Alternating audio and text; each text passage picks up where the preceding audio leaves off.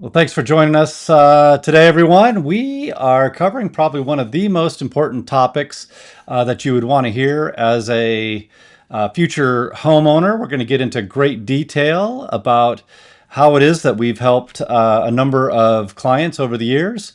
Um, we being myself and one of our preferred lenders to purchase homes out of pocket under $1,000. We're going to bust some myths in regards to how much most people think needs to be brought to the table in order to purchase a home. We're going to talk about who qualifies for these programs. They're not niche programs. They're not outdated. They're not hard to find. So we're going to cover what those programs are, see if they might be a good fit for you. Then we're going to cover how these costs are addressed in great detail. We're talking about your earnest money. We're talking about your appraisal. We're talking about your inspection. And then, of course, the down and how it is that we can potentially fit all this under that $1,000 price point. And then at the end, we're going to cover how to take advantage of this program, as well as a special announcement of some things at My Home Connection that we're going to have coming up in the coming years to potentially help you as a home buyer. So we're excited to share that with the public for the first time. Well, it'd be second time. We've shared it at one other event, but this is the main online event where we'll be discussing that. So with that, we'll bring on our co-host, Chase Hodgson. How you doing? Doing good, Jared. I'm doing really good this morning. How are you? Yeah, I'm good. I'm good. I'm really excited to talk about this subject because it's really going to shed light on how we've helped a number of clients purchase that really thought that they never could, right? Their misperception of what it was going to take to become a homeowner, the initial upfront cost, the hoops that you got to jump through. Do I qualify programs? And I don't want to make it seem like a slam dunk per se, but I think people are going to be shocked at just how much easier it is than they would think, and that it's not typically if they can, it's when they can that they need the help with. Yeah, yeah, no, absolutely. Yeah, it's pretty interesting. There's a lot of myths out there on what you need and what it takes, and again, preface it with everybody's situation is different. Mm-hmm. But yeah, there's definitely ways to to mitigate any massive amounts of cash out of your pocket. Yeah. Yeah. Well, let's get into some details, but first, I'd like to cover a couple of small housekeeping items. For those of you that I haven't met, my name is Jerod Lee. I'm the associate broker and team lead here at My Home Connection, also known as MHC Realty. Our sponsor for today is the Perfect Home Buying Process, which we're going to be speaking to some of these details that are going to help you ultimately achieve that purchase that we're talking about, with a lot of other tools, skills, resources that we've developed over the past longer than 20 years. We rolled over that 20-year mark, so I have to change the phrasing up a little bit. But we've just got a ton of resources available to you to make the home buying process, more enjoyable, less costly, and just kind of bring all of the things that you would need as a home buyer to the table to help you in your efforts. So, at any time, if you want to chat about how we can help you, as Chase mentioned, personally, in your efforts, we'd love to have you take advantage of the no obligation consultation, which is what we'll talk about here in a little bit. So, with that, Chase, let's bust the first biggest myth, because I think this one has a source, and that's the 20% down. But it just overwhelms everybody's perception, and that's the 20% down, right? Yeah. Share with us where that came from. Well, I mean, 20% down. There was a day, right? Um, Things have changed over time. They did get more strict there for a while, after 2008 and all of that. But there's a lot of programs that have come back that have that allow you to put less than 20% down. The 20% mark really comes from the fact that at 20%, then there's no private mortgage insurance included in your payment, right? So anything less than 20%, you have to have mortgage insurance, um, to cover the additional risk, right? That's a risk layer that lenders see as, is just like with any deal, right? They have to mitigate what it is for them to lend that money, Yeah. right? Now it's insuring the lender, not you as the buyer. So ultimately, we'd love for you to get that mortgage insurance cleared, which you can do in a lot of cases over time. But I think that was the initial goal is, hey, I don't want to spend, 100, 200, $300 on mortgage insurance, which is when it's not helpful to me as the buyer, it's helpful to the lender, but I'm paying it. Yes. So that's kind of stuck. And a lot of the online websites will auto calculate roughly a 20%. So when you say, hey, I found a home I like, I'm using their calculator. I press go and it says, here's the number you got to bring to the table. And now you're shocked. But Yeah. Well, the fine print says, 20%. yeah. Yeah, well, and it's those scenarios too. Like those are people marketing trying to put their best foot forward, and so they put the best scenario possible out there to make it seem the best payment or the best rate or whatever that may be, right? Yeah. And that's not the reality that most of us live in. Yeah. Yeah. We So need that personal number for you as correct. the buyer. Yep. And so you can go under 20%. You can go incredibly less than 20%. As we get into this, again, I want to stress that every situation is different, and we want to try to put forward a plan that makes the most financial sense for you, because there are people that can afford to put more than the minimum down, and if that's beneficial to you and doesn't eat up all your reserves, then by all means, let's do that. Yeah. We've had people that have had more out of able to put more out of pocket, but they wanted to keep it in reserve or invest it elsewhere or what Correct. have you. So that's not Yeah. always the case. Some people it's just, I don't have it. I can't even think about buying a home. It's like, well, my guess is you can come up with $1,000, especially if you're in a rental and you've put Yeah. a security deposit down. You're going to get it back. A lot of folks don't know that your mortgage payment isn't going to start the very beginning of the next month you close. So let's say you Right. close January 1, doesn't mean that your mortgage payment's going to start February 1. It's going to start March 1st, Yep. generally. Almost, I don't know. I Yeah. haven't even seen a case where it didn't. Yep. Yep. Typically, yeah. There's some of the non-QM products, right? Don't have that. They start the next month, but for the general public, for most people, especially the first of the month, that gives you almost 2 full months of no payment before it starts, right? So, um, there's a lot of different ways to do this, but understanding that you don't have to have 20% down.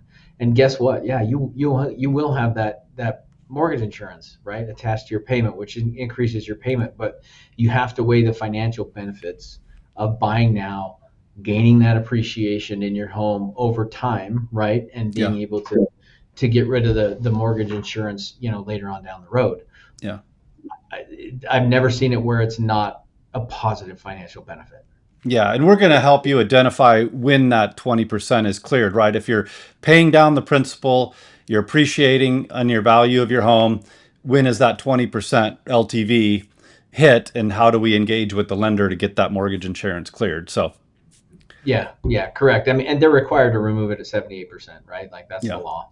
yeah, So a servicer that you have will have to do it. A lot of times you can challenge before that and get it removed earlier. yeah. That So let's talk about I mean, most people are familiar with like a VA loan, a USDA loan. You're talking about your 100%, right? yeah, These are lenders that are saying, hey, we're not requiring you to bring it down to the table right. because of where you're purchasing, your history, service to the country, what have you. So some are aware of that, and that's a little smaller bit of a buyer pool. But the who qualifies item that I put here, a lot of folks, especially in our market, don't understand that we have a 0.5% to now reduce to $500 down program that's available to a large percentage of the buying population. Why don't you share a little bit about that? Yeah. So first of all, before we get into that, when we're talking about out of pocket down, people need to understand that down payment isn't the only thing that you have to Right, think about coming out of pocket. There's closing right, costs with loan too, Yep. whether it's lender fees, title fees, credit reports, appraisal, right? There are other fees that go into closing a loan, and so we're talking about that whole picture, right? Not just the down payment. Yeah, So and I that want to make sure. Yes, we're going to get into the costs and how we address these costs because they're like, how are you going to slide your earnest money and your appraisal and your inspection? How are you going to get that all under $1,000? And we're going to talk about right. all that. But the Yeah, there's down piece, what's that? some ways for sure. Yeah, yeah, absolutely. But I guess I just wanted folks to know that there are way more programs to get us under that $1,000 than most people would think. We're not talking some off the beaten path, tough to get program that two people in the whole year are going to qualify for. Right. Yeah, and I mean, there are those, right? There's the grants, right? Like, Yeah, City Meridian has a great one. But, affordability has almost made a lot of those null and void, right? Because they have to be under a certain income. They have to be, and price points affect that. And it just, yeah, basically, if you're under a certain income, then you can't afford to buy in the area that the grant's available, right? So yeah, there's some things that you run into there. Yeah, VA is definitely a way. Obviously, you have to be a veteran to qualify for that. And then, so with the VA and the USDA loans, so the USDA is regional, and so there's areas identified where they're trying to do rural development, and they want, they'll basically provide that program up to 100% financing, where you in those certain areas in order to develop them, right, to kind of hmm spread the population out. And so you've got those two programs that you can do 100% financing on. There's still closing costs involved in that, right? So even if there's no down payment, there's still fees that you want to try and get covered if you want to minimize that money out of pocket, which you yeah, you can do. The other thing that you're talking about, and most states have what's called use air quotes here, a bond agency. In Idaho, we are extremely blessed to have Idaho Housing because they're not your typical bond agency. The way that they operate and where their funding comes from makes them a little more independent and therefore more flexible with the programs. Um, Typically, with a bond agency, anytime you get a really great program, it affects the rate, pretty dramatically. hmm And so we've got great programs and great interest rates provided by them.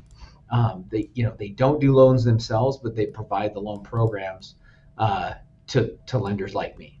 So you kind of get And the best of so, both worlds. correct, and they're phenomenal to work with.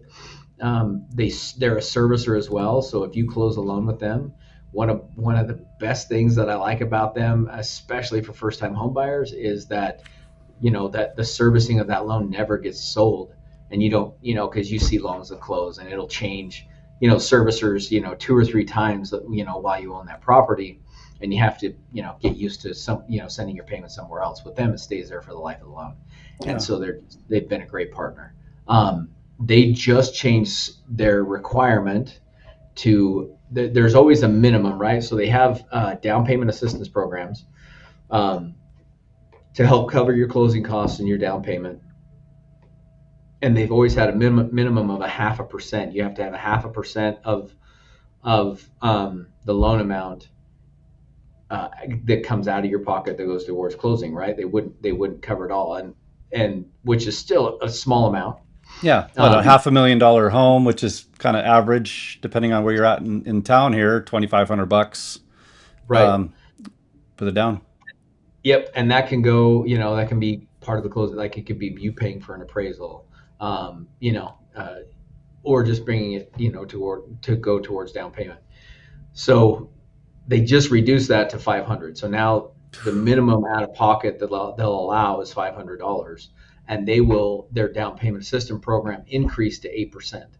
Right. So the way it works is basically they provide a second loan. So it's you'll have two loans. The second loan, it's in second position on your home, still attached to the property, and so you'll have two payments. But basically, they lend you your down payment and closing costs up to 8% of that.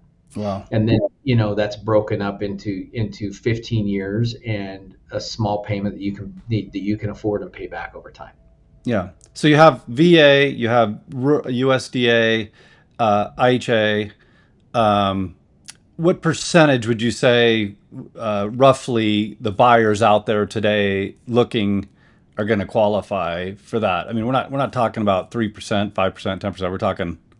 No, no. I mean, they've that's the other thing. So they have increased their income limits because homes have got more expensive here.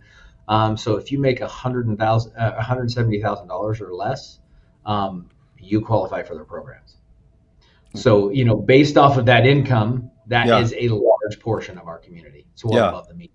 yeah. So lots of folks comes with some things, right? It comes with the first and the second. Second's going to have higher interest rate, lesser term, but you're going to want to whittle that down, pay that off as soon as possible. Yeah, Um, and depending on what you can qualify for based on your income and um, you it might what they can offer you might not cover all of it, right? And so it may take a combination of the right loan program, down payment assistance, and maybe a little bit of seller credit to get you under that $1,000, yeah, right? Like yeah. there's a number of different ways to skin this cat, but you can use all of them together, right, to get you in the best financial position. Yeah, so let's talk about the seller concession because a lot of folks are trying to do the math here. They're like, okay, may or may not be, VA. I may not be looking out in a rural area. Okay, let's say I qualify for the 500 down. Um, Now I've got closing costs, right? And I should put that in this list here. There's closing costs, and you just mentioned it, right? Seller concession. So we have this ability to go to a seller on a property and say, "Hey, my client would really like to purchase your home. We're not going to necessarily negotiate, or we might price, but first and foremost, closing costs. We want you as the seller to help our buyer um, pay for the closing costs. That's totally doable, right? They can't help with the down, but they can help in other areas.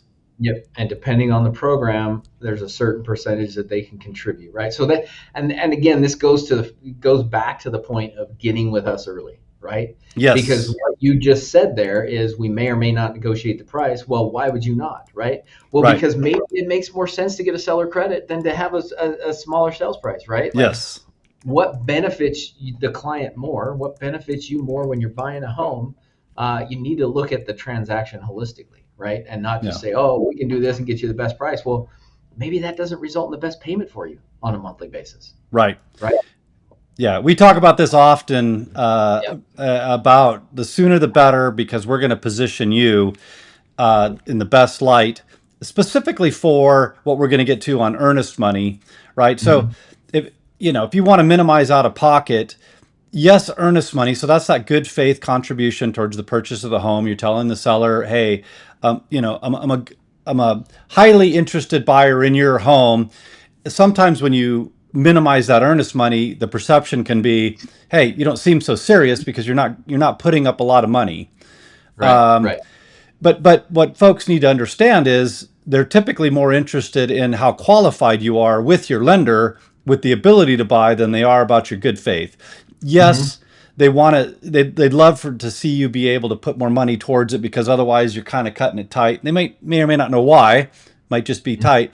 But what they really want from me as your buyer's agent is to tell them how long that you as the buyer been working with the lender, that you've got their documents, you've got their statements, you got their work verifications in. Like that's what they want to know, that you're not just window shopping and throwing offers around. So I, as your representative, will plead the case that, hey, you as the buyer, been working with this lender for quite some time. And yes, they're not putting much down, but look at this pre-qual letter or pre-approval letter, even better.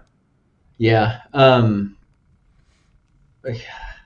You talk about all the aspects of the job we do, right? Like, I'd like to say that's where the work really begins, but it doesn't, right? Like it begins before that.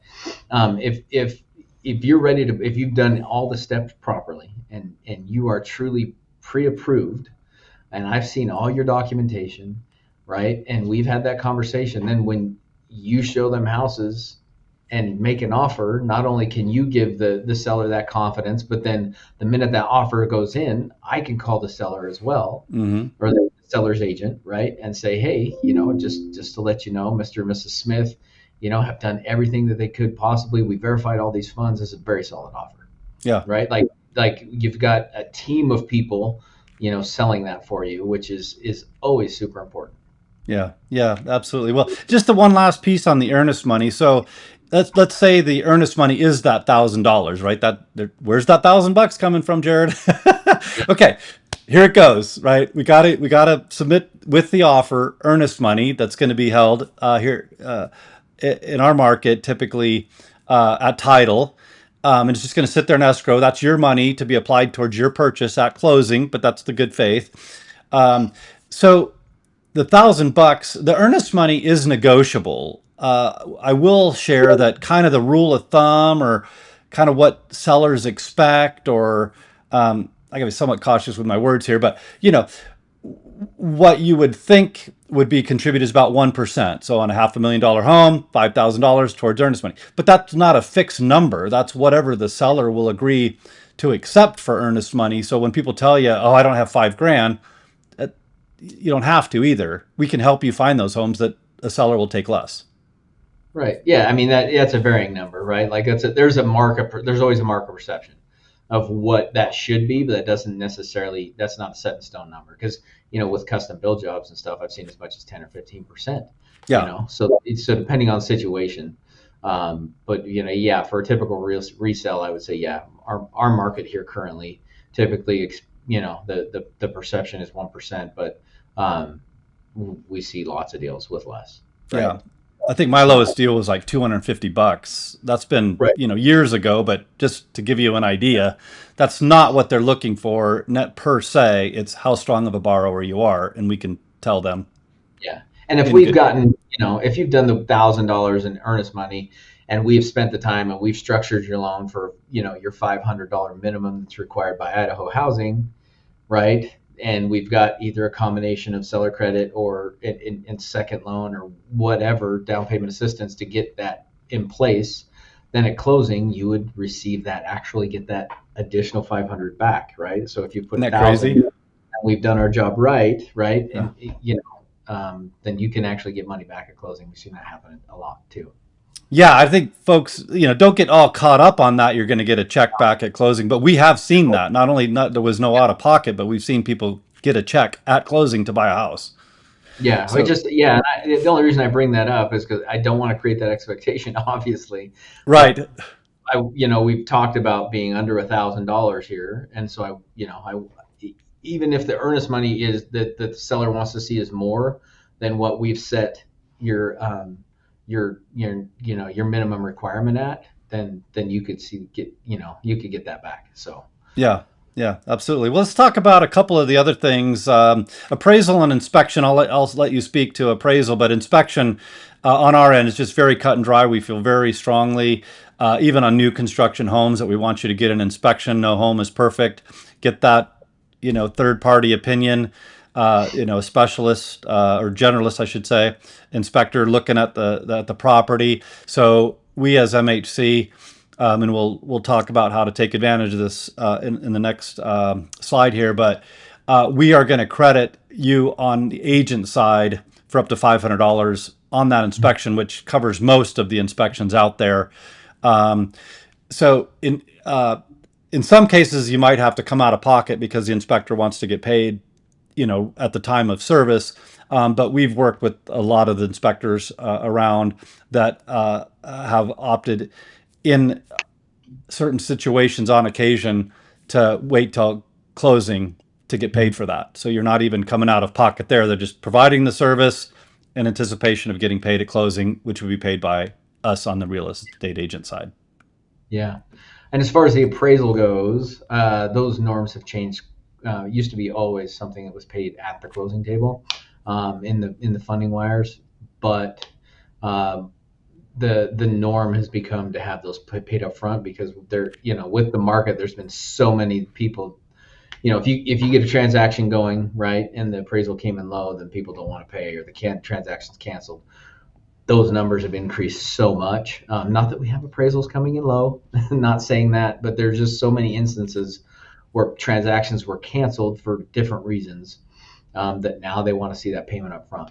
That doesn't mean that I can't get that move to funding, but the norm, what we're seeing is that's a payment that they're going to take it prior to inspection, prior to the appraisal inspection.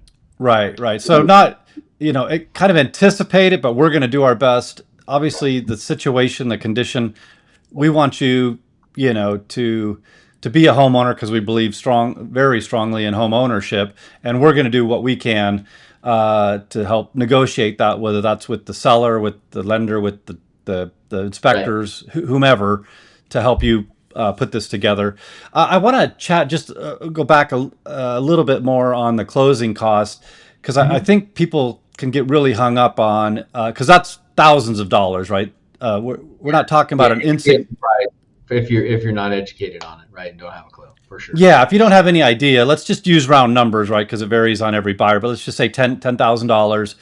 Um, it's not out of the realm of potential for us now as buyers agents to help you in the current market. And this, can change at any time, but certainly right now, and even in different points in time when it's more of a seller's market, certain unique properties to get the seller to give you that. Let's just say, hey, I don't necessarily want you to drop your price, Mr. and Mrs. Seller, but I need 10 grand in closing costs. I've got my down covered, whatever that looks like. I've got help from my lender, my realtor, but now I need help with this closing costs. So it's easier for us as buyers agents to ask them for help closing costs, and in some cases even interest rate buy down from the Mm-hmm. seller, so that that's covered at closing. Yeah. That's paid for.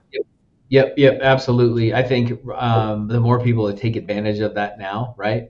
So there's a lot of ways that can work out. Sometimes closing costs, depending on the situation, the loan, there's a lot of factors that go into it.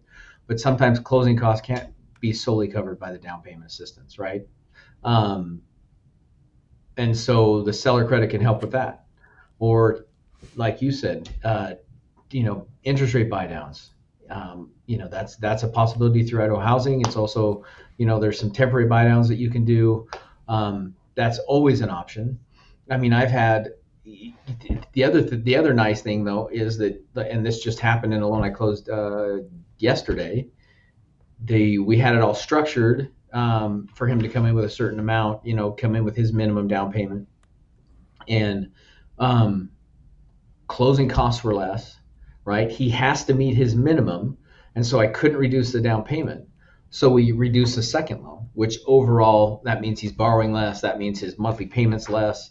So there's a lot of different ways that you can use those funds. So while it's like that saying, get while the getting's good, right? Like Yeah. while that's still available in our current market conditions, like yeah, definitely want to try and take advantage of it. Yeah, there's just yet another reason to reach out to us sooner than later, because we're in the market all day, every day, understanding if and where these sellers are open to these types of seller concessions. And if Yeah. interest rate is holding you back because you perceive that it's higher than COVID, but it's at or about, historical average, so it's not really high, but you want to get that down. Most people don't know you can have a seller actually give money to the lender to buy that rate down permanently for the life of the loan. Yeah, yeah, you can do permanent buy downs. You can do temporary buy downs. Yeah, lots of ways to use those funds. Again, it's you have to look at the whole financial picture to see which one benefits that specific client more. But yeah, just tons of options, and that's yeah, I can't stress enough. And we've talked about this a bunch. That is not something that will be around forever, Right. right? Once the market picks up. In fact, I just read some news this morning, what the Fed's doing currently. We're going to continue to see rates to come down. They're changing kind of what they're doing with mortgage bonds and treasuries as far as holding or selling or whatever. Don't want to get into the weeds on that because it can get confusing. So, Right. but they're changing their policy a little bit, which is going to help improve mortgage-backed securities, which will right help mortgage rates. And then there's a possible couple more cuts to the Fed funds rate this year. So like we should see mortgage rates get better. As that happens, as well as I do, more people are going to come out of the woodwork thinking it's time to buy again. Going to reduce inventory, going to create more competition, going to drive pricing up, going to get, force seller credits to go away. Like Yeah. all of that stuff will happen Yeah. for sure. Yeah, and I want to restate this. We've stated it in the past, but I think it needs to be said yet again. Is for the folks that are out there on the sideline, looking at the websites, watching the prices, speculating on when the best time to buy is, what are prices doing, what are interest rates doing. There's so many moving parts that you can really outthink yourself. And Mm-hmm. there's definitely big pieces to the equation that you can miss that such as this, right? If I want to Yeah. minimize my out of pocket and I can have massive seller concessions to help, buy down my rate or pay closing costs, and I can keep some of my investments, over here. I'm just saying, uh, as professionals in the industry, we are way more likely to help you figure out the better timing than the average consumer just looking around thinking that there's just these one or two things that they need to watch for. And actually, some of them are counterintuitive, right? I want the price to go down as low as it possibly can, Right. you know, when, Right. it's like, well, yeah, You may but be at the low. You may be at the lowest that you're going to see ever. Right. Like yeah, that's the tough part about real estate. People try to always, time it or judge. And there's a lot of, gosh, man, there's a lot of doomsday stuff out there now, right? Like oh man, it's oh gonna, man, but just do the research. Like, so all we can do is use the best information that we have, yeah, right? The best information we have or the historical data that's out there. yeah, Historically rates aren't high. yeah, Okay. Yep. Historically prices are higher. yep, Um, but inventory is low still, yeah, right? And um, from what we've seen, even if we go into a recession or whatever, historically in recessions, real estate prices don't go down, right? Like they yeah, flatline, they still increase a little bit, so just do your research and understand where the market's going to go, because the only people that time the market perfectly are the lucky ones, right? It's never not works because out. they were super educated. It's because they did something and they did it, right? Because Right. you always miss the mark, right? You're either a Yep. little bit too early or a little bit too late. Well, if you're Yep. too late, right, especially if you're in that first time home buyer pool, if you're a little bit too late, that may mean you don't buy, period. Right. Yeah, you get priced out. Yeah. And there's other reasons than you would think that would price you out. It's not just the Yeah. cost of the home. It's not just the interest rate. It's, it's other things. Man, and I like, it is one of my worst nightmares to think that I get somebody in a home and that they lose it, right? So I'm going to do everything I can to make sure that I'm doing the right thing ethically to get them in a home.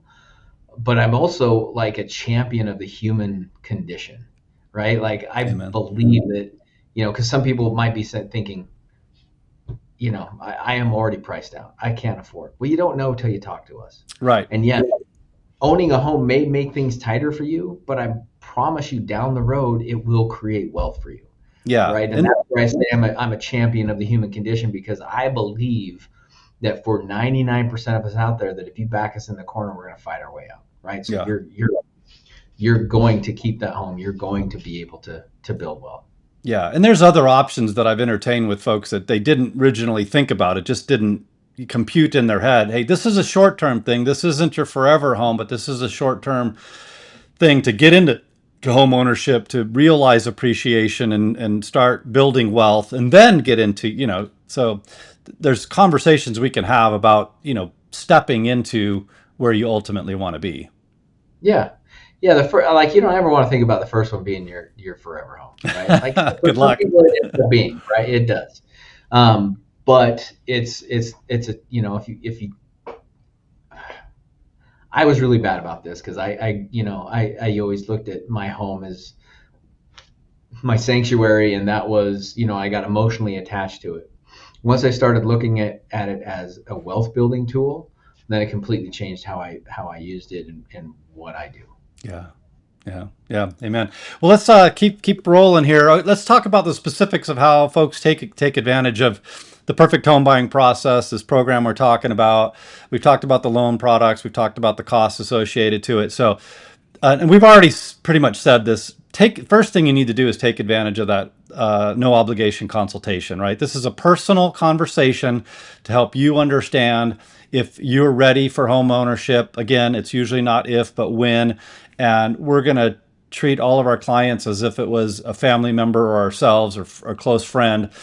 So we're never going to put you in a position where it doesn't make sense. And actually, lenders, quite frankly, won't loan to you if you can't afford it. It's just not going to happen anymore. That's not a thing. So if they give you the stamp of approval, Yeah, it's called the ability to the ATR rule, the ability to repay. Like we are legally bound to make sure that you're in a situation where you can repay that loan. yeah. Yeah.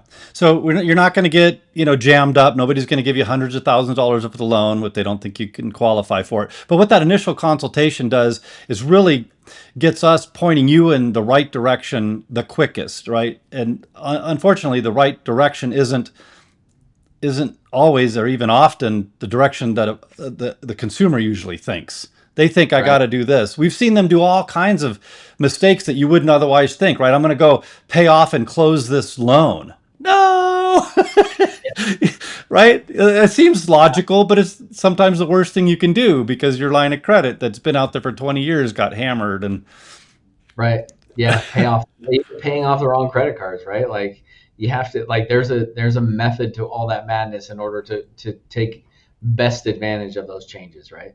yeah, so do the consultation so that we can begin to kind of assess where you're at, point it in the right direction, get your application in to Chase so that he has the big picture. And we're saying this because there's a difference between the verbal conversation, and you could speak to this way better than I do, versus what is actually like, I make X dollars and I've done it for this long. Like there's a lot of things that can be missed in that. So share briefly Yeah. about the importance of the actual app. Yeah, I mean, really, it's thin air before that, right? Like we have to have the numbers. We have to know what every situation looks like. Case in point, a lot of my clients are self-employed. Oh yeah, I make a lot of money every year. Well, you and your accountant He'll have had argue a lot of that. write-offs, and so You've told him to make a little bit of money. right. You may make it, but if you don't show you make it on your taxes, right, or if it's all written off, then you Don't can't matter. count mortgage, right? So there, Yeah. yeah, there's the all kinds of different situations there where what you think is not actually what we're able to do because we're held to how we calculate income, what we can use, what we can't, and so job changes, commission, bonuses, like all of that is yeah, all that's it's subject to affecting the loan. Yeah, and this is not an involved process, right? Chase is if the application's over the phone and you're plugging it in, or even if they're doing it themselves online, what do you think the average buyer, prospective buyer, would take to submit it? Well, I'm not the average, so because I take this so seriously, right? Like I want to see the whole financial picture. For me, I like to meet every client in person when we do the, they may be able to do the application. There's a couple different ways I do it. Sometimes we meet and go over the application and do everything at once. That can take some time. If I send them an email with a link to my application and then set up the meeting, that's typically a little bit quicker. So if you're one of those, that just do the automated thing and don't, really care about the whole financial well-being of your clients, you can literally complete an application in like 15 minutes. Yeah, yeah, it's crazy. So it's So not long drawn out, but it's worth every no, bit of the time. it's not. For me, I would say probably 40 to 45 minutes, so that we can have that conversation about what your financial goals are, where you're at currently, what your expectations are, take the application, and then go over what your options could be. Gotcha. Yeah, yeah.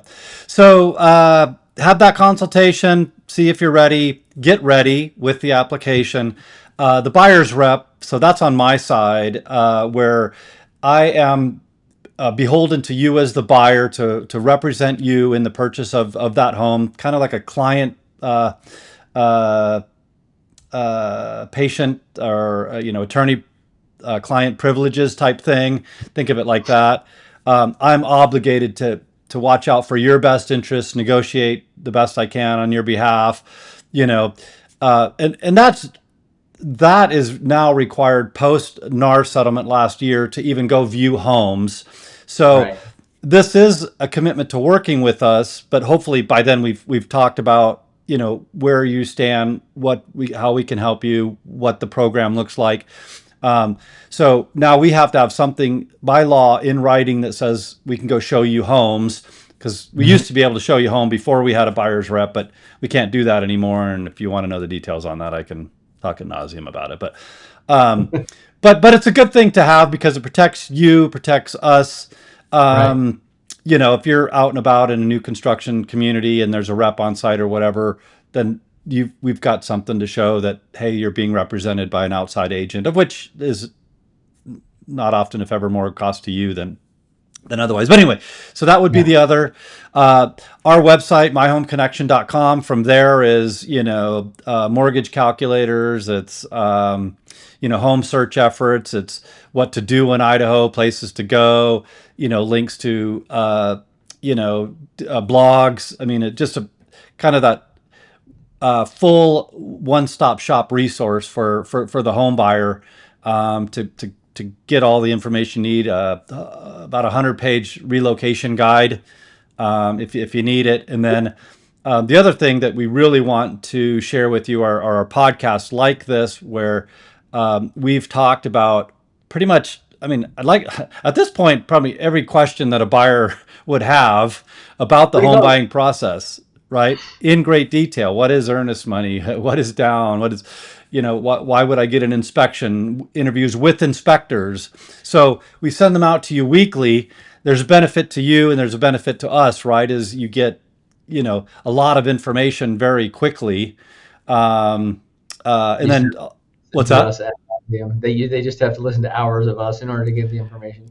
Yeah, and you don't. I mean, you know, there's folks that love these podcasts. Like they see them all the time and they just binge. And others like, you know what, I'll call you when I have this question, which is fine. Yeah, Um, absolutely.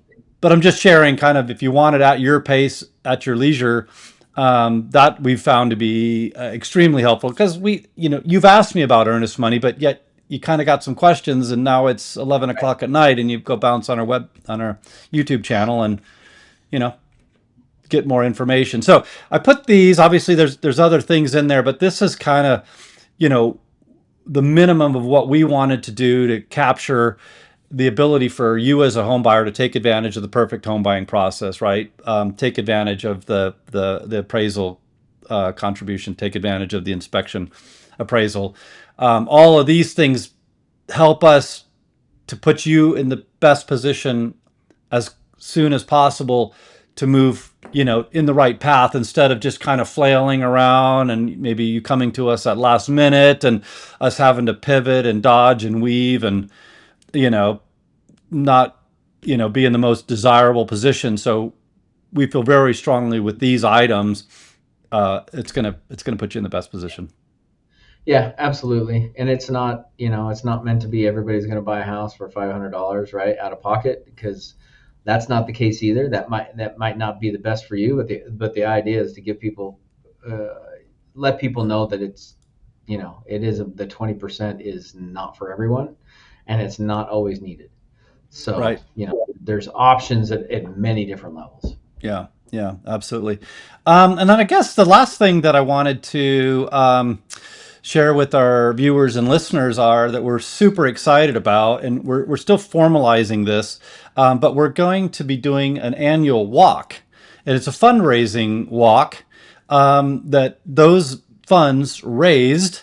During that walk, we're start on the green belt here, and we're not quite sure, you know, the length or the time. We're going to do it in the spring, but these would be monies that are set aside that we can help folks out in need, right? I don't know exactly what that looks like for you as a buyer, but I've had many buyers over the years.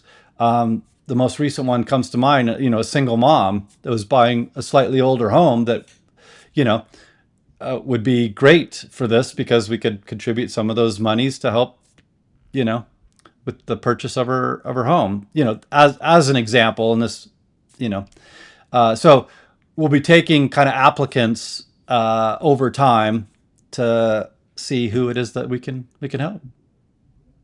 Very cool. That's an Yeah. interesting idea. I'll have to chat more about that, Jared. Yeah.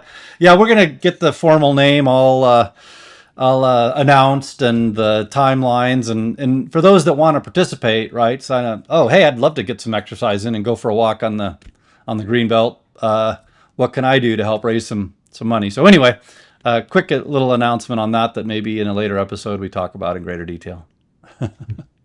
So, Very cool. well, awesome. Well, we kept it under an hour. That's good. Always.